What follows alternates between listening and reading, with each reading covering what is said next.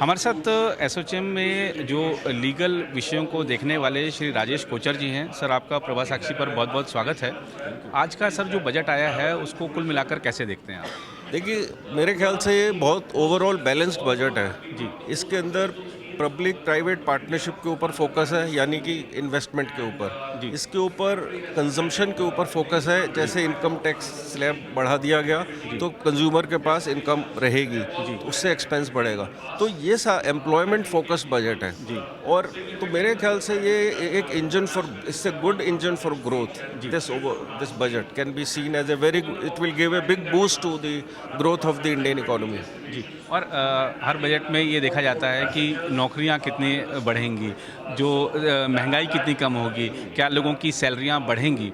एक अभी हम आंकड़ा देख रहे थे कि कंपनीज़ को प्रॉफिट तो हुआ है, लेकिन उस एवज में जो सैलरियां नहीं बढ़ी। आपको लगता है कि ये सब अब, जैसा प्रधानमंत्री ने एक दिन पहले कहा कि माँ लक्ष्मी की कृपा गरीबों पर भी हो, मध्यम वर्ग पर भी हो, तो कृपा हो गई है क्या माँ लक्ष्मी की? ये बताइए देखिए, बजट के माध्यम से। हाँ, देखिए, जो the way I perceive this is के मिडिल क्लास स्टार्टअप, मतलब अगर आप देखें तो it is not for big people, it is for startup को अनदर 5 इयर्स के बेनिफिट दिए हैं 2030 तक, जो उनको इनिशियल बेनिफिट मिलते हैं। एमएसएमईज जो कि 7.5 करोड़ वर्कर्स एंगेज करते हैं, उनको बहुत बेनिफिट दिया जा रहा है। इसीलिए मिडिल इनकम को जो टैक्स रेट का बेनिफिट है। तो मेरे ख्याल से ये सारे चीज़ें फोकस्ड हैं एक आम आदमी, कॉमन मैन, स्टार्टअप्स, एमएसएमईज।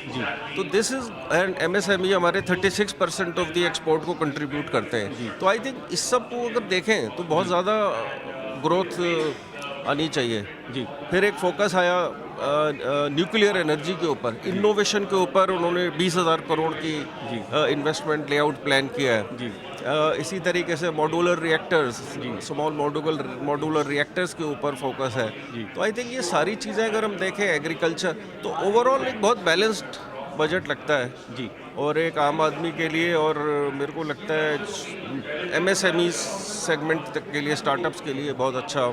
जी। और boost होना चाहिए। चूँकि हम जो विदेशी निवेशक हैं या जो विदेशी कंपनियां हैं उनको भी निवेश के लिए यहाँ पर आकर्षित करना चाह रहे हैं, तो आपको लगता है कि पॉलिसीज़ हमारी अब यहाँ पे ईज़ ऑफ डूइंग बिजनेस की दिशा में हम आगे बढ़े हैं इस बजट के हाँ, माध्यम स्पेशली इंश्योरेंस सेक्टर में अभी तक 74% एफडीआई थी, जो कि आज अनाउंसमेंट हुई है 100% बढ़ गई है। जी। तो आई थिंक, और इंश्योरेंस आप देख रहे हैं बहुत बड़ा सेक्टर है। तो मेरे को लगता है कि बहुत बड़ा एफडीआई इंश्योरेंस के अंदर will give a big boost. तो एफडीआई हमारी बढ़नी चाहिए। जी। और ease of doing business in general will ensure trust. वही उन्होंने कहा कि ट्रस्ट फर्स्ट, लेटर। तो पहले ट्रस्ट जो है, विश्वास, जन विश्वास, डीक्रिमिनलाइजेशन ऑफ ऑफेंसेस, 100 एक्ट के अंदर डीक्रिमिनलाइजेशन करी जाएगी, यानी जो कानून के जो अपराध थे, वो की जो सज़ा थी उसको कम किया जाएगा। क्योंकि ट्रस्ट, तो I think more focus is on trust, ease of doing business and boosting investment and compliance. जी। और चूँकि आप विधि विशेषज्ञ भी हैं, तो एक बात बताइए कि क्या भारत में कारोबार करना पहले की अपेक्षा अब सरल हुआ है? क्या नियमों को सरलीकृत किया गया है? क्या जो तमाम तरह की जो एनओसीज लेनी होती हैं वो प्रक्रिया सरल हुई है, खासतौर पे एमएसएमईज के लिए? एमएसएमईज के लिए हुई है, लेकिन अभी स्कोप है, मैं मानता हूँ।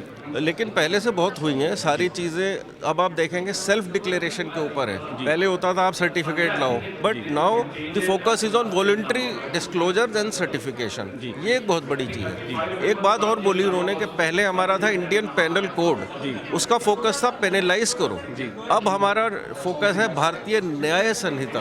तो फ्रॉम पेनल्टी टू जस्टिस, न्याय के ऊपर फोकस है। तो आई थिंक अगर उस कंसेप्चुअली देखें, उस थॉट फ्रेमवर्क से, तो एक बहुत बड़ा चेंज इन फोकस है कि हर एक को आप don't treat everybody guilty till proven innocent, rather treat everybody innocent till proven guilty. I think ये फोकस आ रहा है और आना चाहिए। जी। और विधि वाला मामला आप देखते हैं तो सबसे ज़्यादा तो जीएसटी के ही नोटिस है, और ये बड़ा संकट का विषय जब भी हम बात करते हैं किसी से। जी। तो ये आज इससे कितने लगा आपको कि वित्त मंत्री ने उस पहलू को छुआ, या अभी कुछ और उम्मीद है? उन्होंने कुछ छुआ है, उसके ऊपर कुछ काउंसिल और कमेटी की बात करी है उन्होंने। अब वो क्या क्या चीज़ें लाते हैं जिससे कि जो करेंटली ऑनगोइंग डिस्प्यूट्स हैं या प्रॉब्लम्स हैं वो सिंप्लीफाई होंगी, वो देखने वाली बात होगी, बट उन्होंने एश्योरेंस ज़रूर दी है। जी, तो कुल मिलाकर देखें तो कैसे देखते हैं इस बजट को? मिलाकर देखें तो मुझे लगता है एक बहुत प्रोग्रेसिव बजट है, जी। एक ट्रस्ट क्रिएटिंग बजट है, जी। और एक बैलेंस्ड ग्रोथ का बजट है, आम आदमी का बजट है, स्टार्टअप एमएसएमई का बजट है। जी। तो आई थिंक उस एंगल से देखें तो एम्प्लॉयमेंट जनरेशन जी। पोटेंशियल है इसके अंदर। जी। तो आई थिंक काफ़ी पॉजिटिव इसके अंदर मैसेजेस हैं। जी। अगर आप भी लेना चाहते हैं देश दुनिया की तमाम जानकारी तो आज ही सब्सक्राइब करें हमारे चैनल को। साथ ही नीचे दिए बेल आइकन को जरूर दबाएं ताकि हर अपडेट आप तक पहुंच सके।